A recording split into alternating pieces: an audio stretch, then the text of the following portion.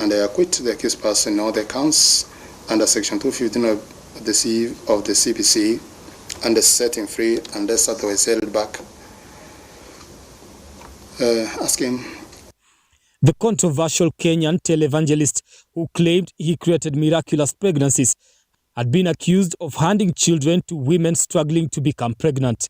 His lawyer, John Sakwa, had submitted that the evidence relied on by the prosecution was marred with inconclusive and inconsistent discrepancies, which cannot mount to safe and secure conviction. Prior to that, he told the entire world he was innocent, but still he was pressed to come. And the trial, of course, has taken some time, about 5-6 years. But prior to that, this matter actually started in 2004. And until today, it's been hanging around for almost 20 years. But today we are glad that finally the truth has come out, that Archbishop Gilbert Dare. The self-styled pastor was deported from the United Kingdom in 2017 after his decade-long legal battle to remain in the country failed.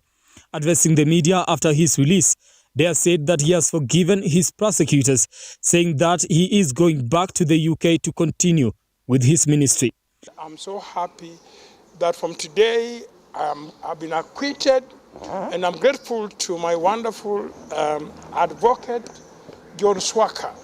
The case which I was charged with, I was charged of stealing 5 children, which the parents are known.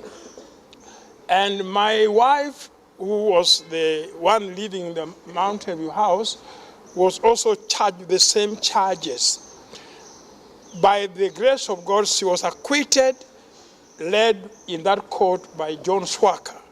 Despite of all those kind of evidence that the children which was claimed as stolen, the woman who was found with them was acquitted, still there was another power that forced the British government. Of course, yes, my strength has been in the UK. I'll be back to the UK, and the UK people expect me soon. God bless you so much. Thank you. In 2011, Mary Dare, Bishop Dare's then-wife, was jailed after being found guilty of stealing a baby from the Kenyatta Referral Hospital and falsely stating she had given birth to the baby. Brian Amwai, Lookuptv, Nairobi. Now, Kitui East Member of Parliament Nimrod Mbai has denied allegations of assaulting a Kenya Power officer. Asserting his innocence, Mbai, who claims to be a pastor, stated that he had no knowledge of the incident in question and claimed that the video footage had been tampered with. The legislator, however, said he was not sorry and that given another chance, he would handle the situation similarly. The MP was speaking outside EACC offices after he had been summoned by the Ethics and Anti-Corruption Commission. The corridors of Ethics and Anti-Corruption Commission had a guest today, Kitui East Member of Parliament Nimrod Mbai. Mbai walked in and out of the glass rotating doors to answer to questions of his integrity over a recent assault incident of a Kenya Power employee identified as Engineer Julius Ogangi. The Kitui East legislator denied being involved despite being captured on video. The July 3rd evening incident in Acacia area of Kitengela in Kajiado County occurred after the two parties disagreed when the Kenya Power officials discovered an illegal electricity connection to Mbai's home. No, I never assaulted anyone. Yeah. Do I look like assaulting anybody? I'm a pastor. Yeah, I don't pastor actually. The lawmaker appeared before the commission's officers at the Integrity Center, Nairobi, where he was questioned by the officers probing the incident. He, however, distanced himself from the allegations of assaulting the Kenya Power officer and later recorded a statement. I would say, what I would say, yeah? Was that you? What do you think? No, Mushua. According to the video, that's what you want to know. Was that Mushua? I don't know which video you are talking of. The video is online, it's everywhere. Mushua. Which one? There are so many videos of me everywhere. Mushua. I was all over the news yesterday, yes. Mbai asserted his innocence, stating that he had no knowledge of the incident in question and claimed that the video in question had been manipulated.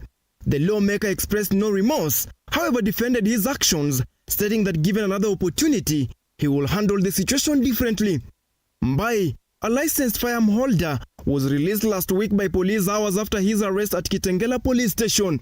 Stanley Lugaria, Lookuptv. I wonder what Bible pastor Nimrod Mbai reads, because clearly he reads from a different script, because we all did see that particular video and it was him slapping a Kenya Power engineer. But moving forward, the death toll from the Shakahola cult massacre has risen to 403 after 12 more bodies were exhumed. According to Coast Regional Commissioner Rhoda Onyancha, exhumations are set to resume tomorrow. Onyancha says so far 37 more suspects have been rescued, with 258 DNA samples having been analyzed. Police are in the fourth phase of exhumations in the ongoing probe into the Mackenzie cult, whose members are said to have starved themselves in the name of a meeting with Jesus Christ.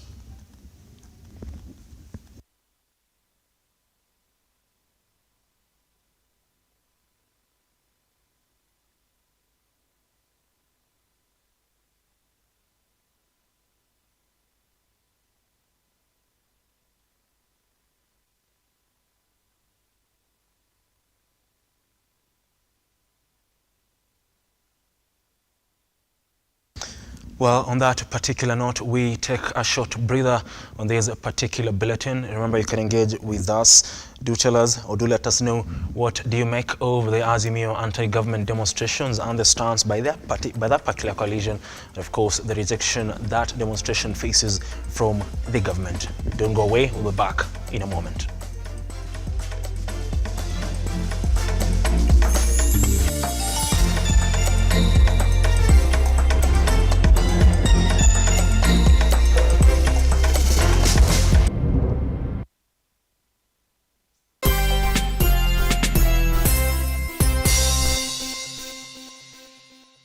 Kwa majina naitwa Tina Kalanya. Hii shop imekuwa family biz yetu tangu nikuwe mtoi. Actually, tuli inherit from our great Guka Amos. Tulianza kama ka shop kadogo, lakini tumeenda tukigrow. Challenges ziko hapa sana ni space. There is always a need for more space. Lakini nikinyakuwa 1.2M na Loto leo, nitahakikisha nime-expand hii shop, nimeongeza groceries, kwa sababu hapa kwetu farmers ni wengi sana. Nyakuwa mita na Loto. Changamka, cheza Loto. Nyakuwa mita na Loto every hour. Get into the Loto money train and win big.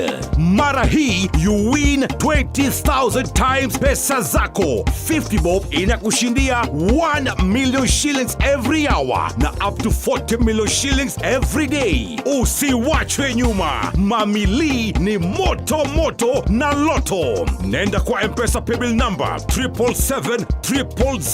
Andika neno look kama account name. Cheza na kati ya shilingi 50 hadi shilingi 2,000 na ubambe do na Loto. Over 18s only. Gaming can be addictive. Play responsibly. This message has been approved by the BCLB.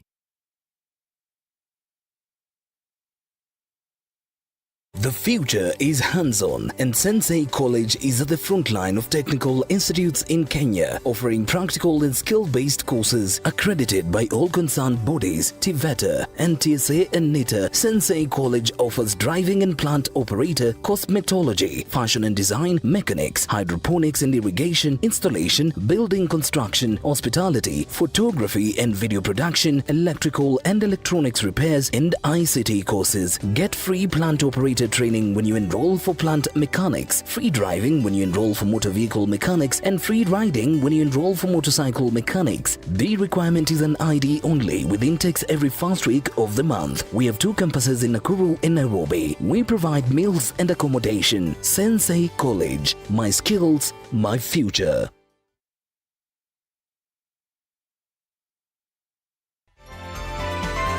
Infinity Industrial Park is one of the largest private industrial parks located along Eastern Bypass, Nairobi, which provides modern infrastructure for smooth operations for industries and business enterprises. Infinity Industrial Park offers world-class amenities and facilities with wide roads, a police station, a power substation, fire station, public transport stage, hospital, and shopping mall. In addition, Infinity Industrial Park also offers CCTV cameras, 24-hour private armed security patrol, sewer, water, fiber optic cable, and 3-phase power connection. Added to public utility, canteen, and dining areas. Sail on the golden opportunity to invest in Infinity Industrial Park, fully serviced warehouses at a special price of 3,569 Kenyan shillings per square foot. For more inquiries, visit our website infinityindustrialpark.com.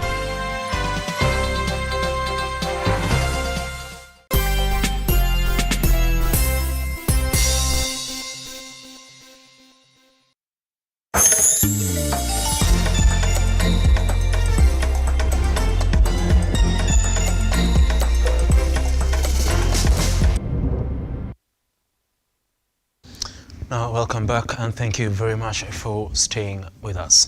Now, the High Court has technically declined to stop the planned azimio anti-government demonstrations scheduled for Wednesday, Thursday and Friday. A businessman, Martin Gitau, through lawyer Adrian Kamotho, had moved to court seeking to stop the mass protests announced by Azimio coalition leader Raila Odinga.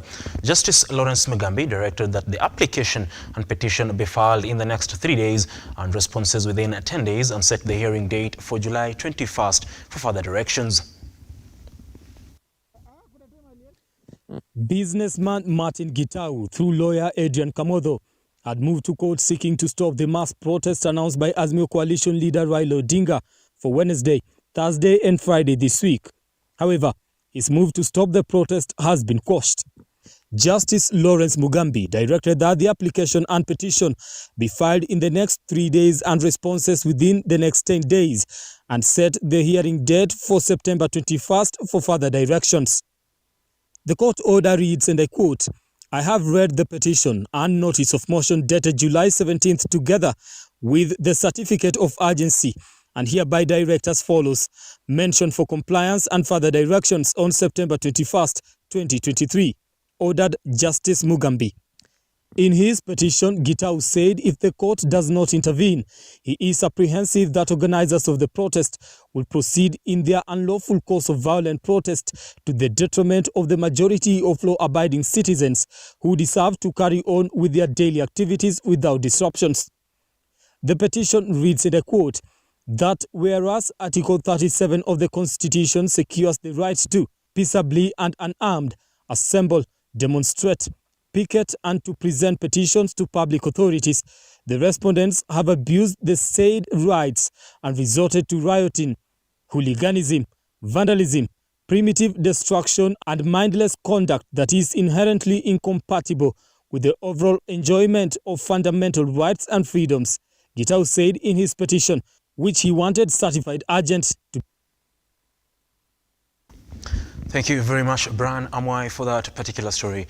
Now, members of the county assemblies across the country have now called off their 3-month strike to pave way for the Senate to investigate their grievances. Through the Association of Members of County Assemblies, the MCAs agreed to resume their plenaries in the Assembly, awaiting recommendations by the Senate.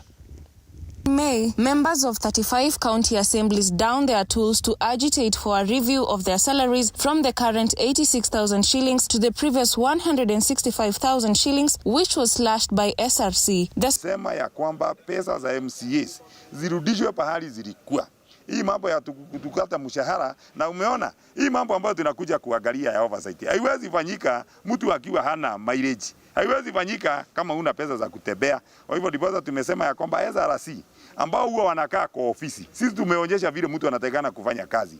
Hawazikae kwa ofisi na kuweka mishahara ya watu. Na unaona yule mtu alikata mshahara tu ni MCA. Hao wengine kwa sababu bunge ndio inawa appropriate mshahara yao. Ndio inawekea marupurupu. Bunge vitu vyo vyote viko sawa. Wakati tumetembea tumeona ya kwamba wabunge wako sawa. Yule mtu ambaye amenyanyazwa na kudhulumiwa ni huyu mtetezi wa wanyonge ambaye ni MCA ambaye anakaa na watu. Hata rais tumemwambia ya kwamba pesa za MCA zirudishwe pahali zilikuwa. The association accused the County Assembly Forum that is composed of speakers of misleading the SRC on the issue of their salaries and ward fund. Assemblies ambazo tulikuwa tumeenda on strike ziko 35. Hizi zingine zilifuata speakers kwa sababu ukiangalia kama sasa ya Sebulei haikuvuga hiyo ya wasinikishu, walifikiria kwamba watakula mshahara ya ati watapewa na speaker wao. Unaona? Na ndipo tunasema ya kwamba MCAs tukiweka job group D, tusifikirie kama mtu ya D. Fikiria kwanza, you should be pragmatic. Kwa hivyo tunasema MCAs ambao tuko nao, tuache kufuata speakers na CAF. Sisi tuko amka na tumesema ya kwamba speakers hata budget ambao wanajipatia ya 5 million tutakata. Tukirudi assembly, CAF should be told ya kwamba hakuna hata dururu itaenda kwa CAF. Tumesema hivyo na sisi kama MCA ndio tuna appropriate. Therefore speakers kwa sababu walijitoa from 265. Sasa wanalipwa 644. Kwa hivyo tumesema ya kwamba sisi hawezi kututumia kama gazi. Kwa hivyo tumesema ya kwamba CAF tunaiwa officially hii wiki tukirudi bunge. According to the Association Secretary General Stanley Karanja, their meeting with the Senate 2 weeks ago had bore fruits and hence the need to call off the strike. He said that the leaders of AMCA had met the Deputy President Rigathi Gachagua and the Committee of Devolution in the Senate to discuss their grievances. Stanley was, however, quick to warn that the association would not hesitate to call for another strike if their demands were not met. Tumeweza kutembelea ofisi kadhaa. Tumetembelea ofisi ya Deputy President, tumetembelea ofisi ya Anne Waiguru ambaye ni ya COG na tumeongea na SRC. Na mwishowe Mungu akatusaidia tukaweza kwenda Senate Committee ya Devolution. SRC ilipewa mwezi moja. Kwa hivyo